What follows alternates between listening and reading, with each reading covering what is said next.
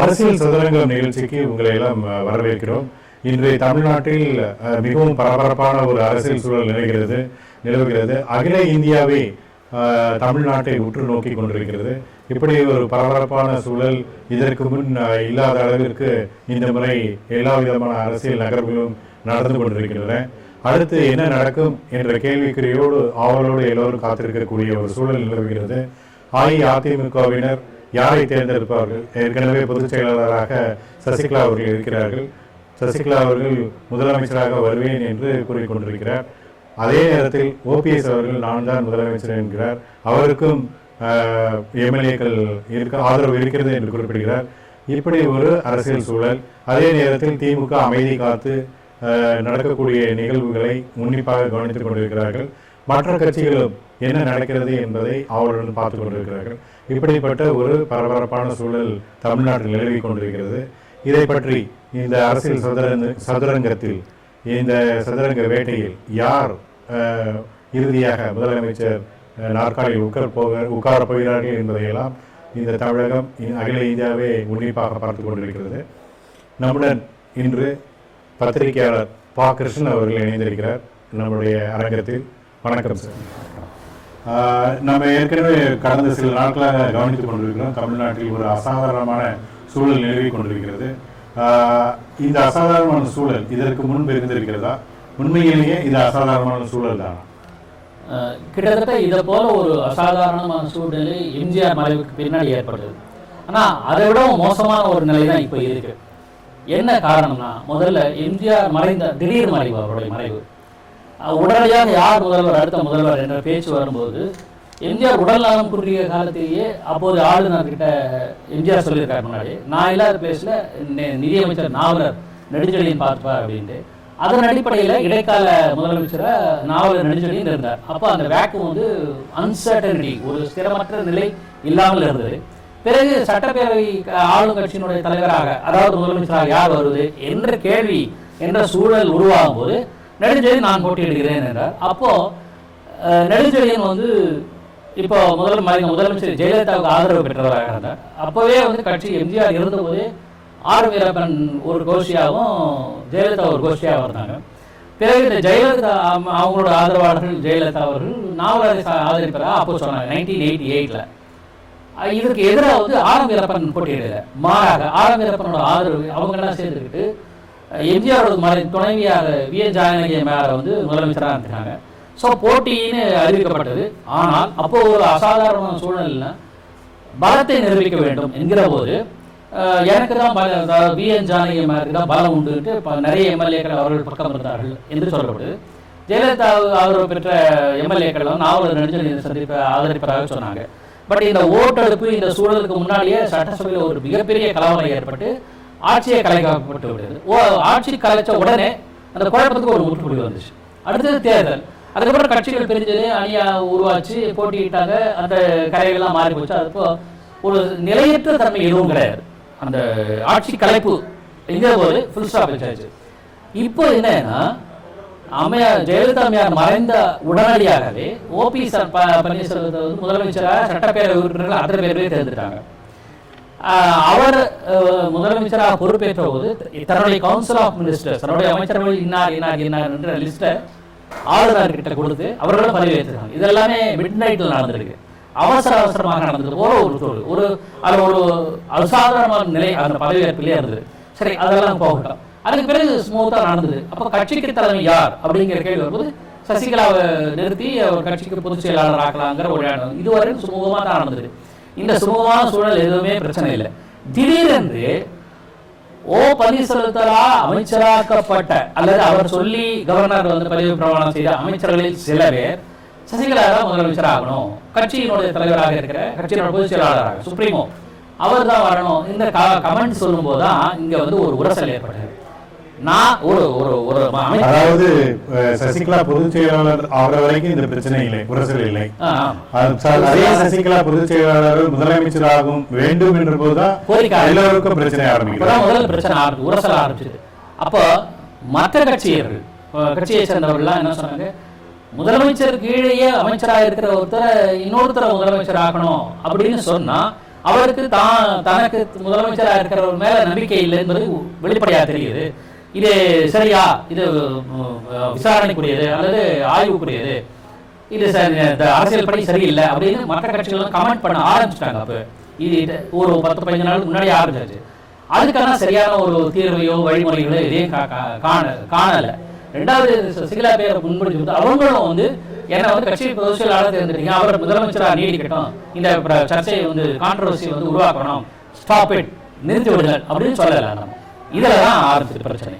Okay, இந்த பிரச்சனைக்கு காரணம் வந்து பன்னீர்செல்வம் நினைக்கிறீங்களா? ஏன்னா அவர் வந்து ராஜினாமா செய்துட்டு அதே அடுத்த நாள் அந்த கூட்டத்தில் வந்து அவர் முன்மொழிகிறார் சசிகலாவை முதலமைச்சர் ஆக்கணும்.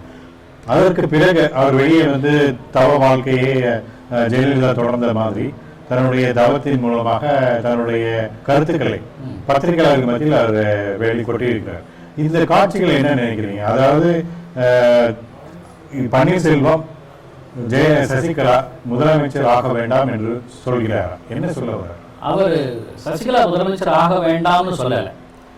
அவருடைய மெயின் அந்த அன்னைக்கு நடந்த முதல்ல அவர் ராஜினாமா செய்தது கட்டாயப்படுத்தி ராஜினாமா செய்தார்கள் என்று ஓப்பனாக சொல்லிட்டார். முதல்ல சொல்லலை. இப்போ ஏன் சொன்னேன் அப்படின்னா, முதல்ல சொல்றதுக்கு எனக்கு தயக்கமாக இருந்தது, அல்லது கட்சி கட்டுப்பாடு எதுவும் குழப்பம் வரக்கூடாதுங்கிறதுனால நான் இப்போ சொல்கிறேன் அப்படின்ட்டார். ஒன்று. ரெண்டாவது, முதலமைச்சராக சசிகலாவை அவரே வந்து முன்மொழிஞ்சார் பிரச்சனை, அதை ஒரு காரணம் வைக்கிறாங்க. அது கூட நிர்பந்தத்தின் பேரை ஒரு கட்சியினோட கட்டுப்பாடு பேரில் செஞ்சேன் அப்படின்னா அவரே சொல்லிட்டார். இட்ஸ் அ கன்ஃபெஷனல் ஸ்டேட்மெண்ட், தன்னோட ஒப்புதல் வாக்கு மூலமாக எடுத்துக்கலாம். இவர் வந்து எந்த காலத்திலையுமே நான் தான் முதலமைச்சர் ஆவேன்னு முதலையும் சொல்லலை. வி.கே. சசிகலாவே முதலமைச்சர் ஆனாலும் முதலே ஆயிருந்தாலும் இவர் வந்து ஒன்றும் எதிர்ப்பு தெரிவிச்சிருக்க மாட்டார். ஆனால் சசிகலாவோ அல்லது வேறு யாரோ முதலமைச்சர் ஆவதற்கு இவர் தடையா இருந்திருப்பாரோ அது எதிர்ப்பா இருந்திருப்பாரோ தெரியாது. ஆனா அதே பன்னீர்செல்வம் இப்ப சொல்ற எனக்கு வந்து எம்எல்ஏக்கள் ஆதரவு உண்டு, நான் வந்து நிரூபிப்பேன் அமைச்சரவையில், அதாவது சட்டமன்றத்தில் என்னுடைய இதை நிரூபிப்பேன்னு சொல்றாரு. அப்ப இவருக்கு அந்த ஆசை இருந்திருக்கு இல்லையா? அதாவது முதலமைச்சராக தொடர வேண்டும் என்ற ஆர்வம் இருக்கிறதாக சொல்றாரு. இது வந்து அவர் ஆசை இருக்குங்கிறது நான் அந்த டிபேட் போகிறதுக்கு முன்னாடி ஐ வாஸ் ஹியூமிலியேட்டட், நான் மன அழுத்தத்துக்கு ஆளாக்கப்பட்டேன், என்னை ஒதுக்கினாங்க, இன்சல்ட் பண்ணாங்க, அவமானப்படுத்தினாங்க, கேவலப்படுத்தினாங்கன்னு வருத்த தாங்க முடியாம தான் வெளிப்படுத்திருக்காரு அவருடைய கோபம்லாம். இப்போ வந்து அந்த கோபத்தோடைய பின்விளைவாக நானே முதலமைச்சராக நினைப்பேன், எனக்கு சப்போர்ட் இருக்குங்கிற ஒரு தைரியத்தை அவர் முன்மொழிகிறார். அது பிராக்டிக்கலா இல்லையாங்கிற அந்த டிபேட் போகலாம். இப்போ வந்து இஸ் மூட் ஹஸ் சேஞ்ச். அவருடைய திரு கிருஷ்ணன் அவர்கள் இப்பொழுது முதலமைச்சர் பன்னீர்செல்வம் இல்லத்தில் அஇஅதிமுகவுடைய அவைத்தலைவர் மதுசூதனன் அவர்கள் அங்கு சந்தித்துக் கொண்டிருக்கிறார். இது ஒரு பரபரப்பான சூழலுக்கான ஒரு அறிகுறியாக தெரியுது. ஏன் அவர் போய் அவரை சந்திக்கிறார் என்பதை நேரடியாக பார்க்கலாம். இப்பொழுது வளர்மதி அவர்கள் அங்கு பத்திரிகையாளர்களை சந்தித்துக் கொண்டிருக்கிறார். அதுக்கான நேரடி காட்சிகளை காணலாம். என்னை நிர்பந்தப்படுத்தினார்கள், ஆகவேதான் நான் இந்த முடிவை எடுத்தேன் என்று சொல்லுகிறார். நான் கேட்க விரும்புவது ஒன்றுதான். 2 நாட்களுக்கு முன்னால் சுய நினைவோடு சுய மரியாதையோடு ஜனநாயகத்தோடு கையெழுத்து போட்டு அவர் முன்மொழிந்து மதிப்புமிகு கழக பொதுச் செயலாளர் சின்னம்மா அவர்களை தேர்வு செய்வதற்கு பிறகு 2 நாட்கள் கழித்து இது ஜனநாயகத்தில் சரியில்லை, நிர்பந்தப்படுத்தப்பட்டது என்று சொன்னால் இந்த 2 நாட்களில் நடைபெற்ற விஷயங்கள் என்ன? 2 நாட்கள் என்ன நடந்தது? யாருடைய தூண்டுதல்? இது யாருடைய பின்னணி? எதனால் இந்த முடிவை அவர் எடுத்தார் என்பது இன்றைக்கு அவர் சொல்லக்கூடிய காரணம் என்னுடைய மனச்சாட்சி என்று சொல்லுகிறார். நான் அம்மாவுடைய சமாதிக்கு சென்றேன், மனச்சாட்சி உறுத்தலாக இருந்தது, உந்தியது, ஆகவேதான் நான் இந்த முடிவை எடுத்து சொல்ல வேண்டிய கட்டாயம் ஏற்பட்டது என்று சொல்லுகிறார். இப்பொழுது முன்னாள் அமைச்சர் வளர்மதி அவர்கள் பேசியதை பார்த்தோம். அவர் ஒரு விஷயத்தை திருப்ப குறிப்பிடுகிறார். நாம் இங்கே விவாதித்துக் கொண்டிருந்தோம். அதாவது ஓபிஎஸ் பின்னாடி திமுக இருந்துதான் இயக்குகிறதாக அவர்கள் குற்றச்சாட்டு வைக்கிறார்கள். 65 நாட்கள் அமைதியாக இருந்த ஓ பன்னீர்செல்வம் இப்பொழுது மனசாட்சி உறுத்துகிறது, மனசாட்சி கேள்வி கேட்கிறது என்று இந்த மாதிரியான விஷயங்களை கேள்விகளை எழுப்பியிருக்கிறார். குறிப்பாக ஜெயலலிதாவின் மரணம் குறித்து விசாரணை கமிஷன் அமைக்க வேண்டும் என்று குறிப்பிட்டிருக்கிறார். அவர்கள் குறிப்பிடுவது திமுக இதன் பின்னணியில் இருந்து செயல்படுவதாக. நீங்க என்ன நினைக்கிறீங்க? இது 2 நாளாக சொல்லிட்டு இருக்காங்க. அதுக்கான ஆதாரம் யாருமே சொல்லலை. திமுக வந்து இதை ரொம்ப சீரியஸாக எடுத்திருக்காங்க. நாங்கள் ஆதரவு சொல்லலை, அங்கே கமெண்ட் தான் சில விஷயங்கள் சொல்லியிருக்கோமே தவிர நான் நேற்று மு.க. ஸ்டாலின் திராவிட முன்னேற்ற கழகத்தோட செயல் தலைவர் மு.க. ஸ்டாலின் தெளிவாக சொல்லிட்டார், நாங்கள் எதிரி கட்சி அல்ல, எதிர்கட்சி தான். சில கொள்கையின் அடிப்படையில் ஆதரவு தெரிவிப்போம். ஓபிஎஸ்ஐ நாங்கள் ஆதரிக்கவில்லை, ஓபிஎஸ்ஐ ஆதரிக்கவில்லைன்னு சொல்லிட்டு சில கொள்கைகளில் உடன்பாடு இருந்தால் அதை ஆதரிப்போம் என்று சொல்லி தெளிவுபடுத்துறாரு. இதுக்கு பின்னாடியும் வந்து திரும்ப திரும்ப திமுக சொன்ன ஆதரிக்கிறதா சொல்றது ஒரு தெளிவற்ற இது. சொன்னதையே திரும்ப திரும்ப சொல்றாங்கன்னா எனக்கு படுது. இப்போ அதே நேரத்துல ஒருவேளை திமுக மறைமுகமாக ஆதரவு கொடுத்து பன்னீர்செல்வத்தை முதலமைச்சர் பதவியில் தொடர்வதற்காக அவர்கள் செய்யும் அந்த செயலை, மறைமுக செயலை தடுப்பதற்காக, அதாவது பேசிட்டு இருக்கும்போது சொல்லிட்டு இருந்தோம், ஒருவேளை திமுக தான் இதன் பின்னணியில் இருந்து இயக்குகிறது என்றால் அது அவர்கள் ஆதரவு கொடுத்தார், சட்டமன்றத்தில் பன்னீர்செல்வத்துக்கு ஆதரவு கொடுத்தார், அது எக்ஸ்போஸ் பண்ணப்படும் என்று பேசிட்டு இருந்தோம். அது உண்மையான சூழல் உருவாக்குறது அது இருக்கலாம். ஏன்னா ஓபிஎஸ் வந்து ஆரம்பத்திலேயே தான் வந்து ஜெயலலிதா அவருடைய விசுவாசி அப்படின்னு சொல்லிட்டு வர்றாரு, அதை உறுதியாக நம்பிட்டு இருக்காரு. இந்த நிலையில் அவரும் வந்து திமுக எனக்கு ஆதரவு தரும்னு சொல்லலை. இப்போ கூட எம்எல்ஏக்கள் ஆதரவு தெரிவிக்கிறாருன்னு சொன்னார். அது confident, it shows is confidence, தன்னுடைய நம்பிக்கை காட்டுறதை தவிர எனக்கு திமுகவும் ஆதரிக்கிறது, ஆனால் நான் முதலமைச்சராக நீடிப்பேன் அப்படின்னு சொல்லலை. எந்த கட்டத்திலையும் ஸ்டாலினை பற்றிய கருத்தே சொல்லலை. திமுகவை பற்றி எந்த கருத்தையும் அவர் சொன்னதாக தெரியல. காரணம் I am loyal to my பார்ட்டிங்கிற அந்த தான் இந்த கட்சிக்கு விசுவாசியாக இருக்கிறேன் என்பதை உறுதிப்படுத்துகிறார். அதை வந்து டீஸ்டபிளைஸ் பண்ணுறதுக்கான இப்படி ஒரு தூண்டுதலாக என்னன்னு தெரியல. அல்லது அப்படி அவர்கள் புகார் சொன்னாகூட நான் இல்லை, நான் என்னுடைய கட்சி ஆதரவு தான் இருக்கு, தொண்டர்கள் ஆதரவு தான் இருக்குங்கிற திரும்ப திரும்ப அந்த உறுதியில தான் இருக்காங்க. இல்ல அவருக்கு வந்து அந்த அளவுக்கு ஆதரவு இருக்குன்னா எம்எல்ஏக்கள் அவர் பின்னணியில் இல்லை.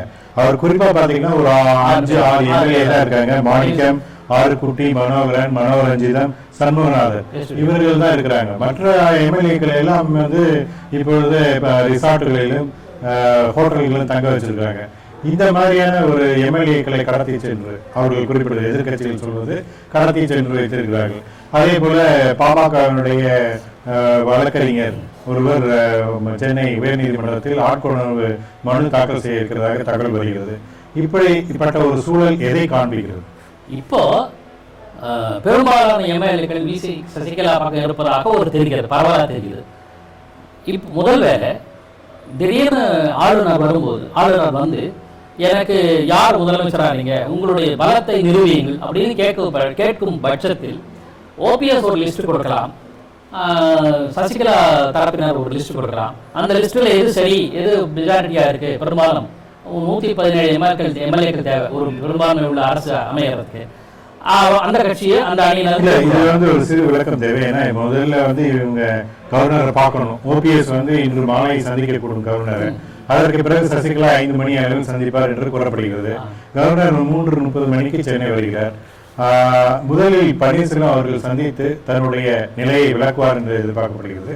அப்படியான நேரத்தில் அவர் வந்து தன்னுடைய லிஸ்டை தர வேண்டுமா? அதாவது இத்தனை எம்எல்ஏக்கள் வந்து கவர்னர் கேட்டார், நான் தான் முதலமைச்சர், காபந்து இப்போ இன்று வரை கேர்டேக்கர் சீஃப் மினிஸ்டர், காபந்து முதலமைச்சர் தான், நீ வரும் மறுபடியும் மாற்று ஏற்பாடுகள் இவர் இருக்காரு, இல்லை வந்து என்ன மறுபடியும் சட்டப்பேரவை உறுப்பினர்களை என்ன தேர்ந்தெடுத்துட்டாங்க என்பதை அதிகாரப்பூர்வம் அவர் சொன்னா அவர் வந்து ஆட்சி அமைங்கன்னு கேட்கலாம் ஓபிஎஸ். இதே நிலை தான் விகே சசிகலாவும். இதோட முடியல விஷயம்.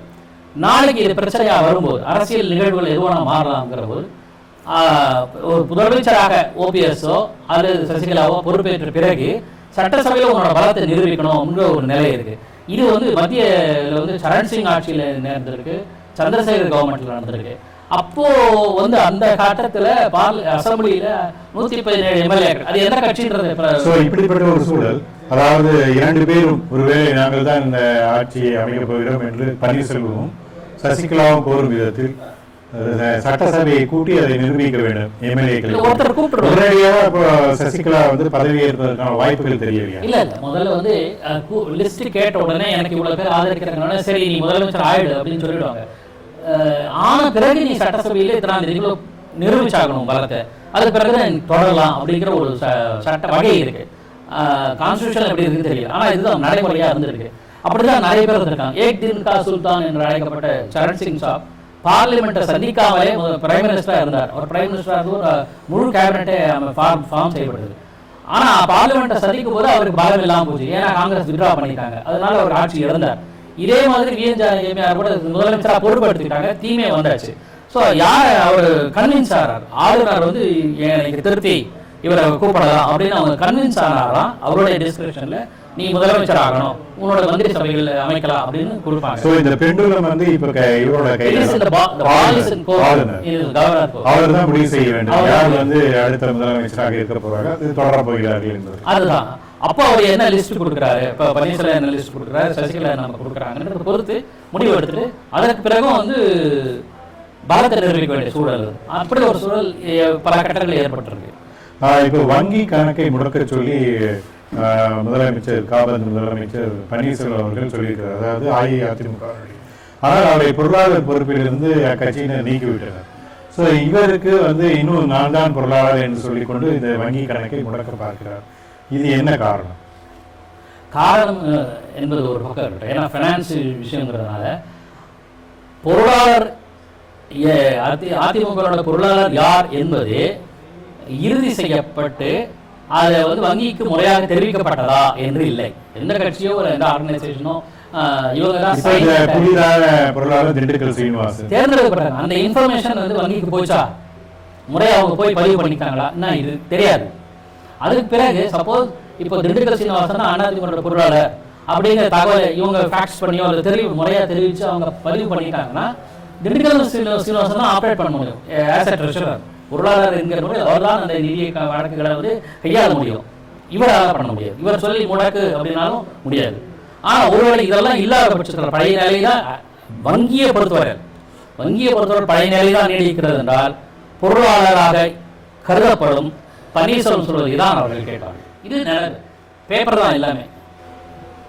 இப்படி ஒரு அசாத்தியமான சூழலில் கவர்னருடைய நடவடிக்கை நீங்க எப்படி பாக்குறீங்க? அவர் வந்து ஒரு பெரும்பான்மை இருக்கக்கூடிய ஆளுங்கட்சியினர் வந்து தங்களை, அதாவது புதிய முதலமைச்சரை தேர்ந்தெடுத்து பதவி பிரமாணம் செய்ய வைக்க வேண்டும் என்று கேட்டுக்கொண்டிருக்கிறார்கள். ஆனால் ஆளுநர் தமிழ்நாட்டிற்கு வராமலே அவர் வேறு வேறு இடங்களுக்கு செல்வதும், அதே ஆளுநர் ஜெயலலிதா இறந்த அன்றே நள்ளிரவிலேயே ஓபிஎஸ் அவர்களுக்கு பதவி பிரமாணம் செய்து வைத்தது எப்படி பாக்குறீங்க? என்னை பொறுத்தவரையில் இந்த அரசியல் நிலையற்ற தன்மை நிலவுகிற இந்த சூழலில் தமிழகத்துக்கு முழு நேர ஆளுநரோ அல்லது பொறுப்பு ஆளுநரோ யாராக இருந்தாலும் இந்த நேரத்தில் தமிழ்நாட்டில் சென்னையில் அவர் இல்லை என்பது ஆளுநர் அலுவல் நடைமுறைக்கு ஒரு சந்தேகத்தையும் வருத்தத்தையும் ஏற்படுது.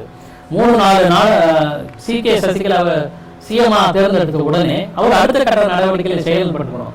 ஒன்று நீ சிஎம் ஆகிடு, பதவி எடுத்துக்கோ, அப்புறம் வரது மற்ற வேலை பின்னாடி பார்த்துக்கலாம் என்று அவர் சொல்லியிருக்கணும். அதெல்லாம் எந்த விதமான நடவடிக்கையும் நடைமுறையும் எடுத்துக்கல. ரெண்டாவது இவர் ரிசைன் பண்ணாரு ஓ பன்னீர்செல்வம், ரெசிக்னேஷன் அக்செப்ட் பண்ணதா சொல்றாங்க. அது எந்த கட்டத்தில் பண்ணாரு, என்ன அவருடைய ஏற்றுக்கொள்ளப்பட்டதுல என்ன நிலை இருந்தது, அது தற்காலிகமா இல்லை இப்போ நாளைக்கே வந்து என்னோட ரெசிக்னேஷன் வித்ரா பண்ண ஒரு குறிப்பிட்ட சில அரசு நடைமுறைகளில் 90 நாளுக்குள்ள ரெசிக்னேஷன் வித்ரா பண்ணிட்டா அவர் கண்டினியூ பண்ணலாம் பணியில். அது மாதிரி ஏதாவது நடைமுறை இருக்கா, அதுக்கு ஏதாவது வழி இருக்கா, அது ஓபிஎஸ் அது மாதிரி அணுகினாரா, இது இப்போ நான் போய் கட்டாயப்படுத்தினார் சொல்றாரு, அது சரியா, இதெல்லாம் ஆலோச வேண்டியது. இந்த இக்கட்டான சூழல் ஆளுநர் இல்லாதது மிகப்பெரிய வருத்தம். ஒரு தகவல் சொல்றேன். இப்போ 1984 திமுகவும் காங்கிரஸும் அப்புறம் இணைய அந்த கூட்டணியில் இருந்து பின்ன விலகிற சூழல். திமுக சார்பில் ஜி லக்ஷ்மணன் என்பவர் துணை சபாநாயகராக இருந்தார். அவர் சென்னையில் இருக்கும்போது ரெசிக்னேஷன் பண்ணிட்டார். அதாவது திமுகவுக்கும் காங்கிரஸுக்கும் உறவு புரிஞ்சதுனால திமுகவை சேர்ந்த ஜி லக்ஷ்மணன் ஒரு ரெசிக்னேஷன் லெட்டர் கொடுத்தார். டெப்டி ஸ்பீக்கர் மக்களவையோட துணைத் தலைவர்ங்கிற பதவியில் விலகிட்டார். ஆனா டெல்லிக்கு போன உடனே அவர் நான் விலகல கண்டினியூ பண்ணார், தொடர்ந்தார். பிறகு ஒரு கட்சி மாதிரி காங்கிரஸ் பக்கம் போனார். ஓகே, இது இந்த சூழல்ல விலகினாலும் விலகுவதாக அறிவிக்கப்பட்டாலும் விலகல் கடிதம் போய் சேர்ந்தாலும் கூட அது ஏற்றுக்கொள்ளப்பட்ட பிறகும் கூட அதை திரும்ப பெறுவதற்கான சாத்தியக்கூறுகள்ல இருக்கு. இப்போ இந்த ஜி லக்ஷ்மணன் நடைமுறை பார்க்கும்போது ஏன்னா பின்னாடி ஜி லக்ஷ்மணன் கண்டினியூ பண்ணார் டெப்டி ஸ்பீக்கரா. அது போல ஒரு சூழல் ஓபிஎஸ் பதவி விலகியதில் ஏதாவது இருக்கா என்று பார்க்க வேண்டும். இதெல்லாம் வந்து இது எல்லாத்தையும் முடிவு பண்ண வேண்டியது வந்து ஆளுநர் தான். அவர் 3 நாள் இல்லாம இது வந்து ஆளுநருடைய தன்னிச்சையான செயல் பாக்குறீங்களா, இல்ல ஆளுநரை இயக்கக்கூடிய மத்திய அரசாக இருக்கு, அதாவது பாஜக வந்து இதன் பின்னணியில் இருக்கு என்று சில அரசியல் கட்சிகள் குற்றம் சாட்டுகிறது. இது சரியான ஒரு இதுன்னு பாக்குறீங்களா? ஏன்னா இந்த மாநிலம் மட்டுமல்ல, வேறு பல மாநிலங்களில் இம்மாதிரியான முன்மாதிரிகள் நடந்திருக்கிறது. உதாரணத்துக்கு பீகாரில் இருக்கக்கூடிய நிதிஷ்குமார் மற்றொரு முதலமைச்சரை கொண்டு வந்தார்கள். அதற்கு பிறகு அருணாச்சலத்தில் இவர்கள் செய்த பார்த்தோம். முதலமைச்சர் வேறொரு மாற்றிவிட்டு காங்கிரஸ் போல பிஜேபி வர வேண்டும் என்று செய்தார்கள். அது போன்ற ஒரு வேலையில் தமிழ்நாட்டில் ஈடுபட்டிருக்கிறார்களா என்ற சந்தேகம் பலருக்கு ஏற்படுகிறது. இந்த 2-3 நாள் ஆளுநர் வராததே அந்த சந்தேகத்தை வலுப்படுத்துவதாக நினைக்கிறோம்.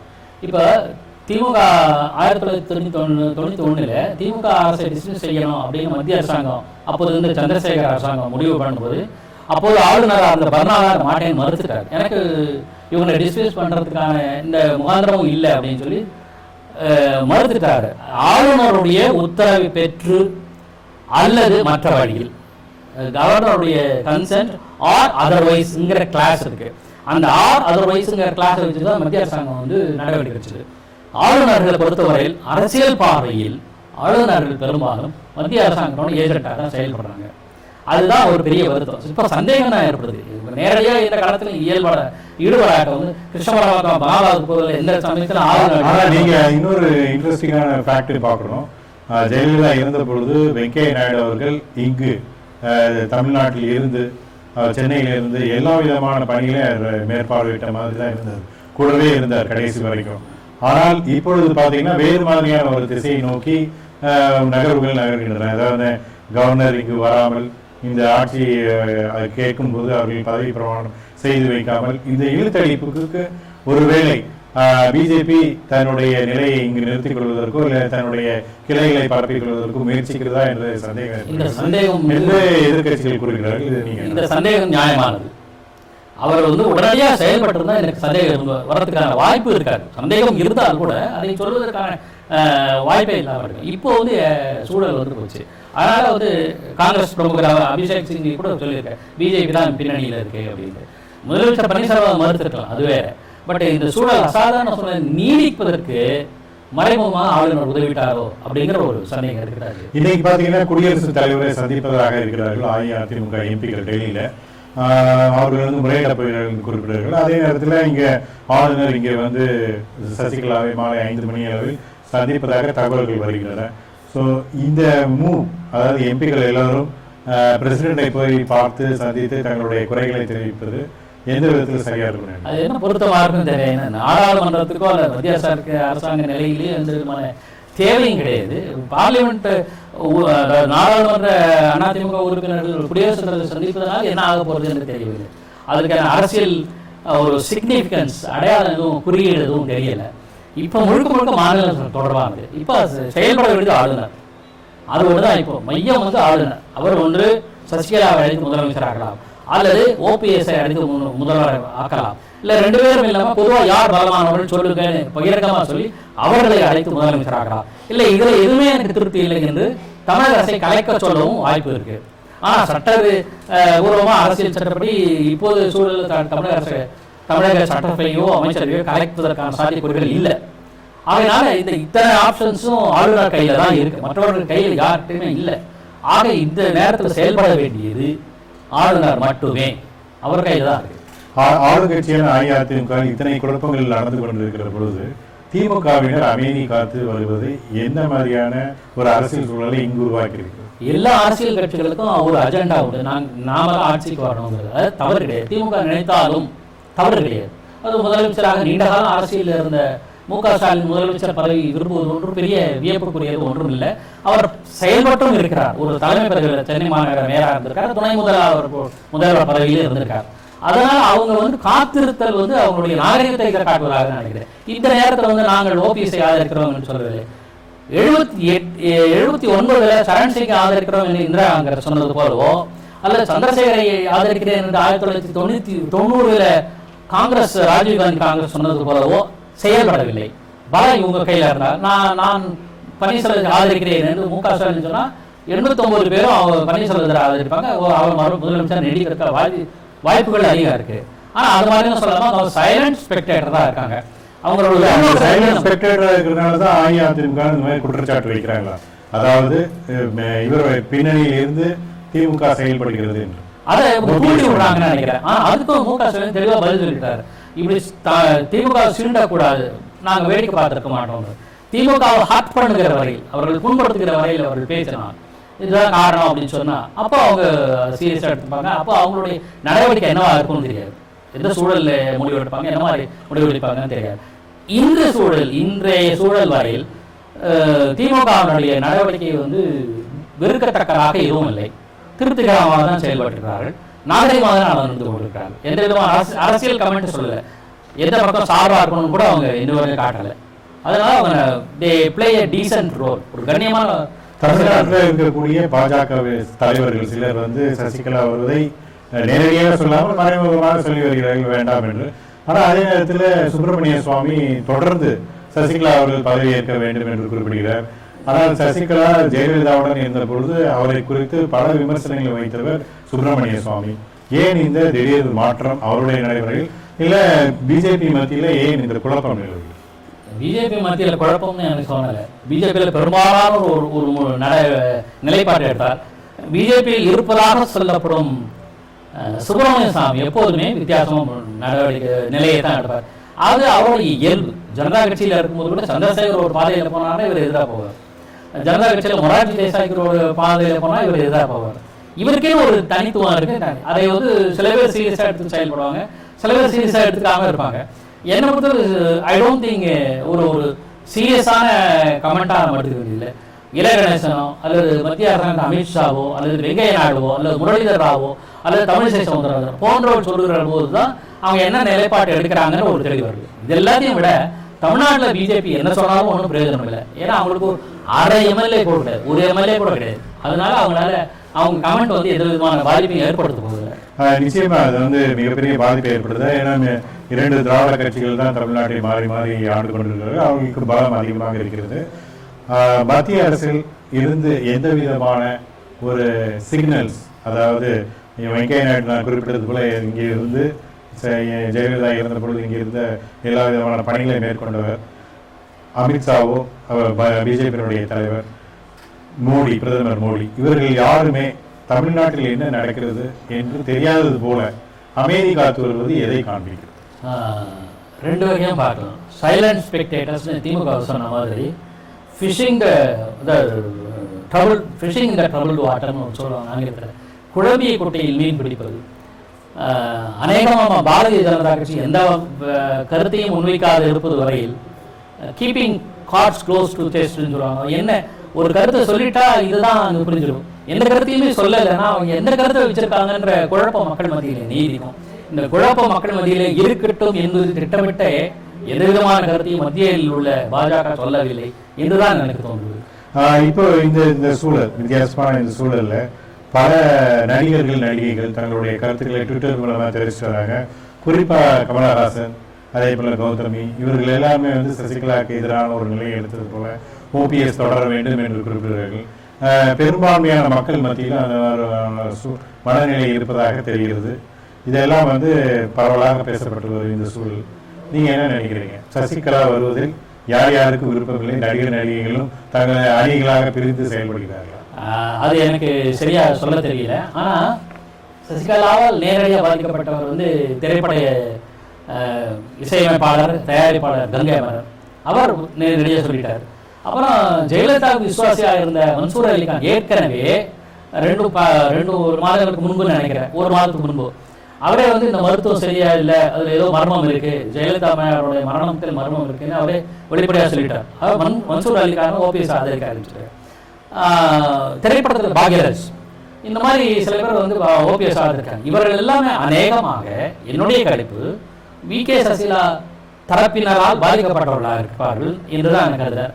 மற்றபடி திரைப்பட கலைஞர்கள் அவங்களுடைய பர்சனல் பாதிப்பின் விளைவாக தான் கருத்து சொல்லியிருப்பாங்கன்னு நினைக்கிறேன். கமல்ஹாசன் மட்டும் எதையும் மட்டும் படாமல் ஊழல் மிகுந்த நாடாக போச்சுன்ற வேதனை மட்டும் தெரிவிச்சிருக்காரு. மற்றபடி அவர்கள் வந்து ஒரு கான்ட்ரவர்சி இருப்பதாக தெரியல, பொதுவாக பேசியிருக்காரு. அது அவரோட ஸ்டைல் நினைக்கிறேன்.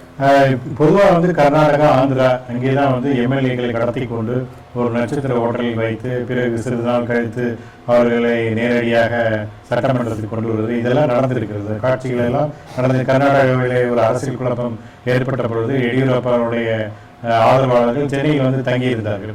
ஸோ இப்போ தமிழ்நாட்டில் அது ஒரு மாதிரியான அந்த சூழல் இருக்கிறது. நீங்கள் என்ன நினைக்கிறீங்க? இந்த மாதிரி கடத்தி கொண்டு போய் வைத்து தான் தன்னுடைய பெரும்பான்மையை நிர்வகிக்க வேண்டிய சூழலில் சசிகலா இருக்கிறாரா? அது சசிகலா அந்த நிலையில் இருக்காரா என்று தெரியல. இப்போ கூட சொல்கிறாங்க, பேருந்து எம்எல்ஏக்கள்லாம் 2-3 பேருந்துகள் கூப்பிட்டு போயிட்டாங்க. ஸ்டார் ஹோட்டலில் தங்க வச்சிருக்காங்க. இதே ஒரு நிலைமை 88 தமிழ்நாட்டில் வந்திருக்கு. அப்போ அதாவது இந்த நிலைமை ஏன் தமிழ்நாட்டுக்கு வருதுன்னு நான் நினைக்கிறேன்னா, there is no powerful successor, லீடருக்கு அடுத்த சக்சஸர், ஒரு தலைவருக்கு அடுத்த நிலையில் ஒரு 2ஆம் தலைவர் அல்லது அடுத்த தலைமை ஏற்கக்கூடிய ஆள் யாருன்னு அடையாளம் தெரியாத நிலையில் இந்த குழப்பம் இருக்கு. இது 1988 இருக்கு, இப்போ இருக்கு. அப்போ இருந்த கிட்டத்தட்ட அதே சூழல் தான் இப்போ இருக்கு. இவங்க இந்த 129 எம்எல்ஏக்களும் நிஜமாவே விசி சசிகலாவை ஆதரிப்பாங்களா, இல்லை இப்போ அவங்களும் ஓபிஎஸ் மாதிரி என்னை பலவந்தப்படுத்தி பஸ்ஸில் கூப்பிட்டு போனாங்க, என்னை பலவந்தப்படுத்தி ஸ்டார் ஹோட்டல் தங்க வச்சாங்கன்னு சொல்றாங்களான்னு தெரியல. எல்லாமே கொஞ்ச நாள் வெளிவரும். இது சீக்கிரம் வெளிவரத்துக்கு துணை புரிகிற சாவி ஆளுநர் கையில் தான் இருக்கு. அவர் தான் சொல்லணும். இப்பவே நாளைக்கே அசம்பிளி சிறப்பு சட்டப்பேரவை கூட்டத்தை தொடங்கி நடத்தி உங்கள் வாதத்தை நிறுவீங்கள் என்று சொன்னால் எல்லா பிரச்சனைகளும் ஒரே நிமிஷத்தில் முடிவுவிடும். இப்போ இந்த அரசியல் பேரங்கள், அதே போல ஹார்ஸ் ட்ரேடிங், குதிரை வியாபாரம், இது போல இது அரசியல் எம்எல்ஏக்களை வாங்குவதற்கான வாய்ப்புகள் இருக்கா? ஏதாவது அந்த முயற்சிகளை 2 தரப்பும் ஈடுபட வாய்ப்பு இருக்கா? இருக்கலாம். அதுக்கான வாய்ப்புகள் இப்போ நிறைய. இப்பெல்லாம் எம்எல்ஏக்களோட விலை இப்போ கொஞ்சம் கூடவே இருக்கும். ஷேர் மார்க்கெட்ல இம்ப்ரூவ் ஆகிற மாதிரி எம்எல்ஏக்களோட விலையெல்லாம் இருக்கும். அது யார் பலசாலிகள்னா தெரியாது. அதனால இப்போ உள்ள சூழல்ல அதுக்கான சாத்தியக்கூறுகள் இருக்கு. சில தலைவர்கள் சசிகலாவுக்கு ஆதரவு, உதாரணத்துக்கு திருநாவுக்கரசர் காங்கிரஸில் இருந்து சில கட்சிகள் சிபிஎம் கூட வரவேற்றிருக்காங்க. ஆனால் சிபிஐ நிராகரிக்கிற மாதிரி ஒரு அறிக்கைகள் விடுறாங்க. இந்த மற்ற கட்சிகளுடைய நிலைப்பாடை நீங்க எப்படி பாக்குறீங்க? தமிழ்நாட்டில் திமுகவை தவிர்த்து மற்ற கட்சிகள் நிலைப்பாட்டை எப்படி பாக்குறீங்க? முத்தரசன் கம்யூனிஸ்ட் பார்ட்டியின் இந்திய கம்யூனிஸ்ட் கட்சியினுடைய பொதுச் செயலாளர் முத்தரசன் அவங்க பெரும்பான்மை நிரூபிக்கணும் அப்படின்னு சொல்றாரு. டி.கே. ரங்கராஜன் இந்திய மார்க்சிஸ்ட் கட்சியினுடைய தலைவர் பிரமுகர் T K. Rangarajan MP wait and see, பொறுத்திருந்து பார்க்கணும்னு சொல்றாரு. அவர் நேரடியா எந்த கருத்தையும் சொல்லலை. முத்தரசன் கூட நேரடியா சொல்லலை. அதுவும் பிஜேபியினுடைய எச் ராஜா பன்னீர்செல்வத்தை புகழ்ந்து பாராட்டி இருக்கார். அதை பார்த்தா அவர் ஒரு சைட்ல அந்த ஆதரவு எடுப்பாருன்னு தெரியுது. விடுதலை சிறுத்தைகள் முதல்ல வி.கே. சசிகலா பொதுச் செயலாளர் ஆனதை வரவேற்றிருக்காங்க. அப்போது இந்த சூழலை வரவேற்றேன். கட்சி கட்டுக்கோப்பாக இருக்கும். கட்சி தலைமையை நான் மறுக்கல, ஆனா ஆட்சியின் போது ஒரு திறமற்ற நிலை இருக்கு, ஆளுநர் தான் நடுவெட்டணும் அவர் தெளிவாக சொல்லிட்டாரு. இவர் ஓபிஎஸ் பன்னீர்செல்வம் தமிழ் மாநில காங்கிரஸுடைய தலைவர் ஜி.கே. வாசன் சொல்ற கருத்து தான் வித்தியாசமா இருக்கு. பன்னீர்செல்வம் தன்னை கட்டாயமாக வற்புறுத்தி கையெழுத்து வாங்கினது, ஜெயலலிதாவோட மரணத்தில் மர்மம் இருக்கிறது போன்ற விஷயங்கள்ல குறித்து விசாரிக்கணும் அப்படிங்கிற கருத்தை சொல்லியிருக்காரு. தன்னை கட்டாயப்படுத்தி விலகல் கடிதத்தை வாங்கினார்கள் அப்படின்னு பன்னீர்செல்வம் சொன்னதுமே அதுக்கு ரியாக்ட் பண்ணவர் திமுக ஸ்டாலின். இது விசாரணைக்கு ஒரு முதலமைச்சரே மிரட்டப்பட்டிருக்காரு. தமிழ் ஒரு பெரிய மாநிலத்துடைய தலைமையில பொறுப்பில் இருக்கிற முதலமைச்சரே மிரட்டப்பட்டிருக்காருன்னா இது பெரிய சீரியஸான விஷயம். இந்த விசாரணைக்குரியது முதல்ல சொன்னவர் மு.க. ஸ்டாலின். இதுதான் கட்சிக்காரனுடைய நிலைப்பாடு இருக்கு. எல்லா கட்சிகளையுமே பொறுத்து தான் பாக்குறாங்கன்னு நினைக்கிறேன். பெரும்பாலும் யாரும் சைடு எடுத்த மாதிரி தெரியல. இந்த 2 மாத ஆட்சி காலத்தில் பன்னீர்செல்வத்தினுடைய அந்த ஆட்சி திறமையை எப்படி பார்க்குறீங்க? மற்ற முதலமைச்சர்களுக்கு இருப்பதை விட பெரிய பல சோதனைகள் ஓபிஎஸ்க்கு வந்திருக்கு. வர்தா புயல், ஜல்லிக்கட்டு பிரச்சனை, இதெல்லாம் என்ன பொறுத்தவரையில் OPS not very big performing chief minister, மிக திறமையாக செயல்பட்ட முதலமைச்சர் என்று சொல்ல முடியாவிட்டாலும் பிரச்சனைகளை தீர்க்க வேண்டும் என்கிற அக்கறை கொண்ட முதலமைச்சராகத்தான் தெரிகிறார். வர்தா புயல் வந்த உடனே மிக குறுகிய காலத்திலே நானே கண்ணால் பார்த்துருக்கேன். அமைச்சர்களும் அதிகாரிகளும் எங்கெங்க மரங்கள் சாய்ந்ததோ அதெல்லாம் வெட்டி அப்புறப்படுத்தி ஓரளவு சென்னை நகர் பாதிக்கப்பட்ட பகுதிகளெல்லாம் இது பண்ணியிருக்காங்க. 2வது கிருஷ்ணாகுடி நீர் தமிழகத்திலே எந்த முதலமைச்சரும் தமிழகத்தினுடைய வருத்தத்துக்குரிய நிலை என்ன, எல்லா சீஃப் மினிஸ்டருக்கும் ஈகோ உண்டு, தான் என்கிற ஆணவம் உண்டு. பிற மாநிலத்தை போய் பார்க்க மாட்டாங்க. எம்ஜிஆர் மட்டும்தான் துணிச்சலோட கர்நாடக முதலமைச்சரை பார்த்து எப்பா காவிரி தண்ணி திறந்து விடுப்பா அப்படின்னு சொல்றாரு. இந்த சட்ட போராட்டம் இதெல்லாம் செய்யாம அமைதியான முறையில் அவர் தன்னுடைய செல்வாக்குனால தன்னுடைய வசீகரம், அவர் இஸ் அ கரிஸ்மாட்டிக் லீடர் இல்லையா, அதனால ராமகிருஷ்ண ஹெகடேவோ குட்ராவோ தேவராஜஸோ யாரா இருந்தாலும் காவிரி தண்ணி பிரச்சனையில அவர் தீர்த்துட்டு இருந்தார். அந்த மாதிரி அணுகுமுறை அவர் கையாண்டார். அதற்கு அடுத்து ஓபிஎஸ் தான் தண்ணி வேணும், எனக்கு சென்னைக்கு தண்ணி பிரச்சனையா இருக்கு கொடுன்னு ஆந்திர முதலமைச்சர் நேர போய் வேண்டுகோள் விடுத்து செய்தார். அது மிகவும் வரவேற்கிறது. இதை எல்லா கட்சிகளுமே வரவேற்க பாராட்டக்கூடிய விஷயம். அடுத்தது எண்ணெய் கப்பல் உடைஞ்சு மாசுபடுது, அது தீவிரமாக செயல்படுறது. இதில் வந்து 50% தான் தமிழ்நாட்டுக்கு போகுது. முதலமைச்சரே களத்தில் இறங்கி நேர போய் பார்த்துருக்காரு. மத்திய அரசாங்கம் செய்ய வேண்டியது. ஸோ எல்லா சூழல்லையுமே அவர் ஜல்லிக்கட்டு போராட்டம், அதுலேயும் வந்து ஜல்லிக்கட்டு போராட்டத்தில் பல பேர் வந்து ஓபிஎஸ்ஐ விமர்சனம் செய்தால் கூட அதையெல்லாம் மறந்துட்டு இதுக்கு ஏதாவது ஒரு தீர்வு காணணும், இந்த பிரச்சனையை முடிக்கணும்.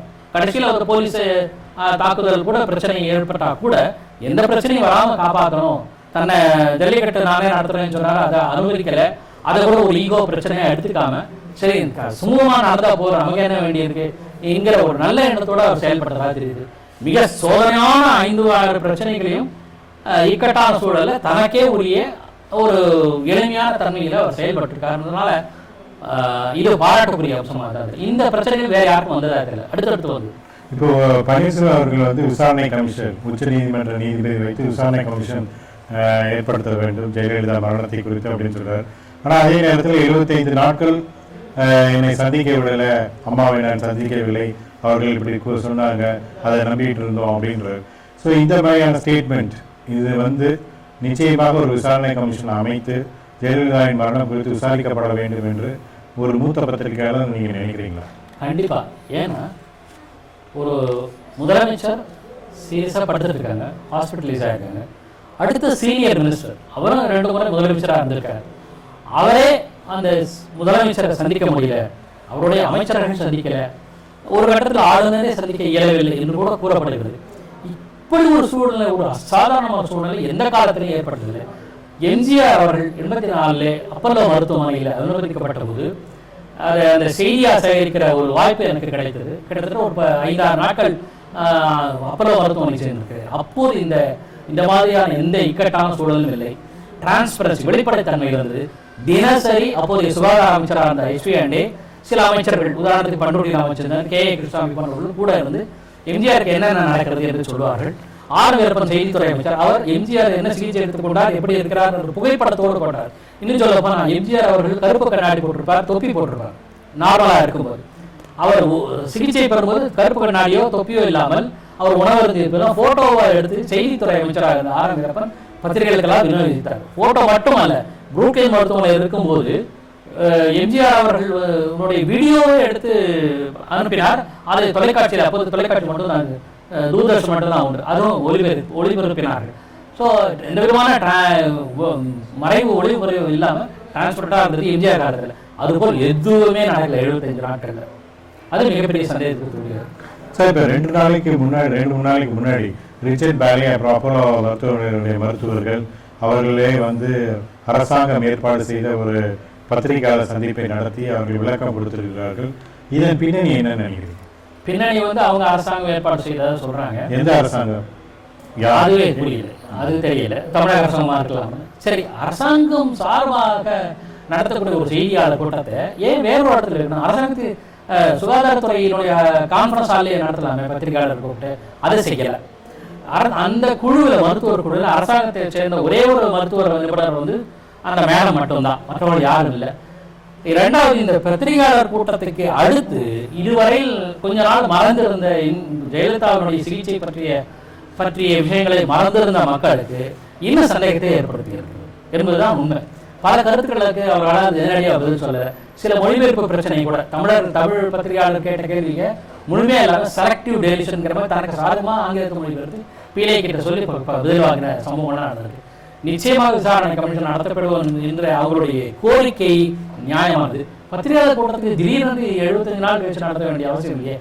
எம்ஜிஆர் சிகிச்சைக்கும் போது கூட இந்த பிரச்சனை வந்து பத்திரிகையாளர்கள் எழுதினாங்க, பத்திரிகையில் வந்திருக்கு.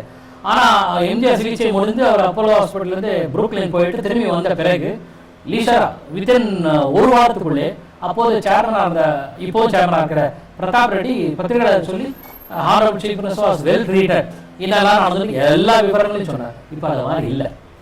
இதெல்லாம் கேள்வி எழுப்பது. சசிகலா வந்து எந்த விதமான விசாரணை கமிஷன் அமைத்தாலும் அதை சந்திக்க தான் தயாராக இருக்கிறேன்னு சொல்லியிருக்கிறார். அவர் முதலமைச்சர் ஆனால் அந்த விசாரணை கமிஷன் அமைக்கப்படுமா? அமைப்பதற்கு அவர் முன் வருவாரா? சந்தேகம். ஏனால் முதலமைச்சர் ஆகும்போது அவர் விரும்ப மாட்டார். அப்படியே நான் முதலமைச்சராக என் கீழே ஒரு விசாரணை கமிஷன் அமைக்கப்படுகிறது, அவங்க யார் சாதகமாக தீர்ப்பு கொடுப்பார்கள், யார் சாதகமாக முடிவு எடுப்பார்கள் என்பது எல்லோருக்கும் தெரியும். அதனால் ஒரு வெளிப்படைத்தன்மை எதுவும் இருக்காது.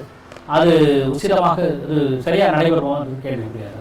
இப்போ சசிகலா வந்து இறுதியாக சசிகலா வந்து 30 ஆண்டுகளாக ஜெயலலிதாவுடன் இருந்தவர், அவருடைய நிழல் போல் பார்த்து கொண்டவர். அப்படிப்பட்ட சசிகலாவை பற்றி உங்களுடைய எண்ணம்? தனிப்பட்ட முறையில் இந்த கருத்து சொல்ல முடியாது. She loyal. ஜெயலலிதா அம்மையாருக்கு எல்லா விதமான பணிவிடைகளும் செய்திருப்பார், சகோதரி போல இருந்திருப்பார். அதில் அந்த இதில் வந்து எந்த விதமான கேள்வியும் நமக்கு இல்லை. அவர் வந்து அரசியலுக்கு வரக்கூடாது, முதலமைச்சர் ஆகக்கூடாது என்று சொல்வது கூட நான் ஏற்றுக்கொள்ள மாட்டேன். இந்திய அரசியலமைப்பு சட்டத்தின்படி ஒரு இந்திய குடிமகன் யாராக இருந்தாலும் முதலமைச்சர் ஆவதற்கு உரிமை உண்டு. ஆனால் உரிமை வேறு, தகுதி வேறு. தகுதி என்பது சில பேர் வந்த பிறகு மேம்படுத்திக் கொள்வார்கள், சில பேர் அடிப்படையில் தகுதியானவர்களாக இருப்பார்கள். அது கூட பிரச்சனை இல்லை. முதலமைச்சரான பிறகு சரியான ஆலோசகர்கள், சரியான சூழலில் வந்து சரியான முதலமைச்சராக செயல்பட்டால் அது ஒன்றும் பாராட்டத்தக்கதாக தான் இருக்கும். ஆனால் இதை தவிர என்ன பெரும்பாலான சொல்கிறாங்கன்னா, சசிகலா மட்டும் முதலமைச்சராகி அவரே தன்னிச்சையாக முடிவு எடுத்து, அவரே தன்னிச்சையாக ஆலோசனை நடத்தி, அவரே தன்னுடைய திட்டங்களை சரியாக செயல்பட்டு தமிழ்நாட்டுக்கு நல்லது செய்ய வேண்டும் என்கிற எண்ணத்தோடும், தமிழ்நாட்டு மக்களுக்கும் தமிழ்நாட்டுக்கும் சில நல்ல காரியங்களை நிறைவேற்ற வேண்டும் முறையிலே செயல்பட்டு அந்த பாதையில் போனால் சசிகலாவை முதலமைச்சர் ஏற்றுக்கொள்வது எந்த விதமான தயக்கமோ தவறும் கிடையாது. ஆனால் சூழல் வந்து சந்தேகமும் இப்போ ஓபிஎஸ் சொல்றதும் பல பேர் சொல்வதும் பார்க்கும்போது பின்னாடி என்னென்னமோ இயக்கிறது என்கிற கேள்வி வரும்போது சந்தேகத்திற்குரியதாக இருக்கு. சீசருடைய மனைவி சந்தேகத்திற்கு அப்பாற்பட்டவளாக இருக்க வேண்டும் என்று சொன்னது போல, ராமன் சீதையை சந்தேகித்த போது தீக்குளித்து வா என்று சொன்னது போல சில சோதனைகளை அவர்கள் மேற்கொள்ள வேண்டும். அதையெல்லாம் நிரூபித்த பிறகுதான் மக்கள் ஏற்றுக்கொள்வார்கள். அதன் மீது சந்தேகம் வருவரையில் மக்கள் ஏற்றுக்கொள்வார்களா என்பது நிச்சயமாக. அதே போலதான் சசிகலா அவர்கள் குறிப்பிட்டிருக்கிறார்கள். அதாவது இதுநாள் வரை அம்மாவிற்காக வாழ்ந்தேன், இனிமேல் அம்மாவின் கனவுகளை நிறைவேற்றுவதற்காக வாழ்வேன் என்று அவர் குறிப்பிடுகிறார். எனவே சசிகலா அவர்கள் முழு மூச்சாக, அதாவது அடுத்து தான் முதலமைச்சராக வேண்டும் என்று இலக்கோடு தான் செயல்பட்டு கொண்டிருக்கிறார். ஒரு அசாதாரணமான சூழல் தொடர்ந்து தமிழகத்திலே இங்கு நிலை கொண்டிருக்கிறது. இப்பொழுது நீங்கள் ஏற்கனவே குறிப்பிட்டது போல ஆளுநர் கையில் தான் இதனுடைய முடிவு இருக்கிறது. இன்று மாலை தமிழகத்தினுடைய நிலைமை, அரசியல் சூழல் எப்படி மாறப்போகிறது என்பது சசிகலா அவர்களும் பன்னீர்செல்வம் அவர்களும் ஆளுநரை சந்தித்த பிறகுதான் நமக்கு தெளிவாக தெரிய வரும். இந்த சதுரங்க வேட்டையில் இன்னும் பல காய்கள் நகர்த்தப்பட வேண்டியிருக்கிறது. இன்னும் சில சதுரங்க நடத்துவதற்கான முயற்சிகளில் பலரும் ஈடுபட்டிருக்கக்கூடிய சூழல் இருக்கிறது. என்ன நடக்கப் போகிறது என்பதை பொறுத்திருந்து பார்ப்போம். இன்று மாலை ஆளுநரை சந்தித்த பிறகு இதையெல்லாம் நமக்கு தெளிவாக தெரிந்துவிடும். இந்த அரசியல் சதுரங்க வேட்டையில், இந்த அரசியல் சதுரங்கத்தில் என்ன நடப்பதை என்பதை தெளிவாக நமக்கு இங்கு வந்திருந்து, நம்முடைய அரங்கத்திற்கு வந்திருந்து விளக்கிய மூத்த பத்திரிகையாளர் பா. கிருஷ்ணன் அவர்களுக்கு நன்றி தெரிவித்துள்ளேன்.